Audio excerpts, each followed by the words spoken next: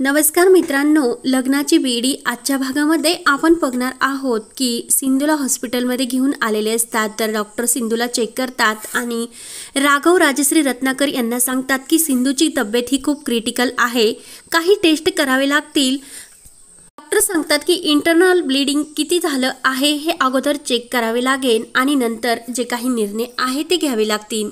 राघव डॉक्टरांना विचारतो की आणि बाळ कसे, तर डॉक्टर सांगतात की ते सर्व टेस्ट झाल्यानंतर कळेल असे बोलून डॉक्टर निघून जातात। तर रत्नाकर आणि राजश्री राघवला समजवतात की सिंधूची अवस्था आता नाजूक आहे, तू जर असा खचून गेला तर काय होणार। त्यानंतर इकडे माई मधूला समजावत असतात की राया गेल्यामुळे तुझ्या मनाला किती धक्का बसला याची जाणीव मला समजते ग, कारण माझ्यावर सुद्धा तीच परिस्थिती आली होती, पण याचं कारण आपण दुसऱ्याला दोषी ठरवणे नाही देऊ शकत। माई म्हणतात या सर्वमध्ये सिंधूची काही चूक नाही, पण सिंधू बरोबर तू जे काही वागली ना ते खरंच चुकीचं होते। सिंधू गरोदर आहे अशा अवस्थेत तू तिला किती शापसराप दिले, तू तिला असं बोलायला नको होतं आणि एक बाईचं दुःख समजून घेते म्हणून माई मधूला समजू लागतात। त्यानंतर इकडे ऋतुजा सुद्धा काकूला म्हणत असते की सिंधू बरोबर जे काही घडले ते घडायला नको होतं आणि एक गोष्ट मी खात्रीने सांगते की रायाच्या मृत्यूला सिंधू जबाबदार नाही। तर इकडे काकू काहीच बोलत नसतात। इकडे मधू माईवर चिडते आणि माई राया गेले तरी तुम्हाला त्याचं दुःख नाही, पण सिंधूची काळजी आहे आणि तुम्हाला असे का वाटते की सिंधूची यामध्ये काहीच चूक नाही। आणि मधू रडतच म्हणते की मला आता असे वाटायला लागले या घरात कुणालाच रायाची अजिबात काळजी नाही। माई म्हणते की अगं तू असे काय बोलतेस, आणि सर्वात जास्त मला रायाचा अभिमान होता आणि या सर्व दृष्टीतून आपल्या घरामध्ये आता बाळ येणार, मग तू त्या बाळाकडे सकारात्मक दृष्टीने बघ ना। मधू म्हणते की माई एक गोष्ट लक्षात असून द्या, हे सुख मला सिंधूमुळे कधीही अनुभवता येणार नाही, त्यामुळे मी सिंधूला कधीच माफ करू शकणार नाही। इकडे ऋतुच्या काकूला म्हणत असते की आपल्या घरामध्ये किती दुःख झाले, राया गेला आणि त्या दुःखामध्ये एक आनंदाची बातमी भेटली होती की सिंधू प्रेग्नेंट आहे आणि आता तर हे असे घडले, खरंच खूप वाईट वाटते। तर काकू ह्या देवाला प्रार्थना करतात की सिंधू आणि सिंधूच्या बाळाला व्यवस्थित ठेव।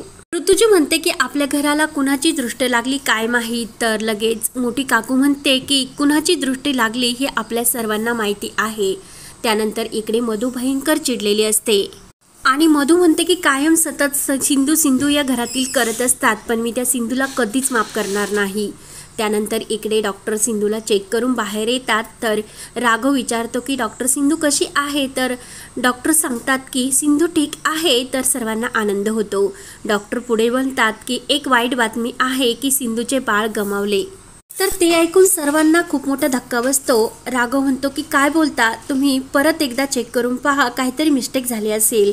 डॉक्टर सांगतात की आम्ही खूप प्रयत्न केले पण बाळाला नाही वाचू शकलो। राघवला खूप मोठा धक्का बसलेला असतो। राघवची अवस्था खूप रडण्यासारखी होती। डॉक्टर म्हणतात की आम्ही खूप प्रयत्न केले पण सिंधू ही जिन्यावरून पडली, ती पोटावरच पडली, पोटाला जास्त मार लागल्यामुळे आम्ही खूप प्रयत्न केले तरी बाळ वाचू शकलो नाही।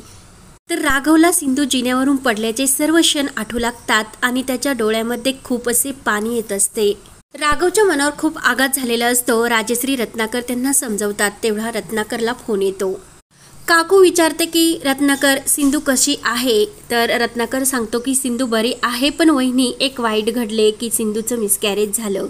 ते ऐकून काकूला मोठा धक्का बसतो, काकूच्या डोळ्यातच पाणी येते।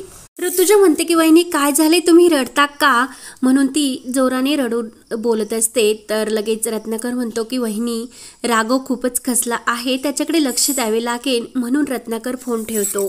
तर ऋतुजा म्हणते की वहिनी काय झालं ते सांगा। तर लगेच काकू रडतच म्हणतात की सिंधू बरी आहे पण डॉक्टर सिंधूचे बाळ वाचू शकले नाही। तेव्हा काकू आणि ऋतुजा खूप रडू लागतात। त्यानंतर इकडे सिंधू शुद्धीवर येण्याची वाट बघत असतात। तर तेवढ्यात सिंधूला शुद्ध येते आणि सिंधू शुद्धीवर आल्यानंतर रत्नाकर राघव आणि यांना खूप आनंद झालेला असतो। तर सिंधू विचारते की आई माझं पोट का दुखते, तर राजश्री सांगते की सिंधू तुझे बाळ गेले आहे। तर डॉक्टर येतात आणि सिंधूला सांगतात की सिंधू तुझे बाळ आम्ही वाचू शकलो नाही। तर सिंधूला आणखीनच धक्का बसतो, सिंधू खूप रडत असते आणि डॉक्टर पुढे सांगतात की सिंधूची अवस्था खूप नाजूक आहे, त्यामुळे तिला बेड रेस्ट आणि कुठलेही शारीरिक मानसिक त्रास देऊ नका। डॉक्टर जायला निघतात तर सिंधू म्हणते की डॉक्टर 1 मिनिट, काही मोठं डॅमेज तर नाही ना. तर डॉक्टर काही सांगत नसतात आणि राघवला सिंधूची काळजी घेण्यासाठी सांगतात. तर सिंधू विचारते की डॉक्टर काय झाले ते प्लीज सांगा. सिंधू म्हणते की डॉक्टर तुम्ही प्लीज मला जे काही झाले ते सर्व सांगा. तर डॉक्टर म्हणतात की सिंधू तू प्लीज टेन्शन घेऊ नको, मी जे काही सांगते ते तू ऐक.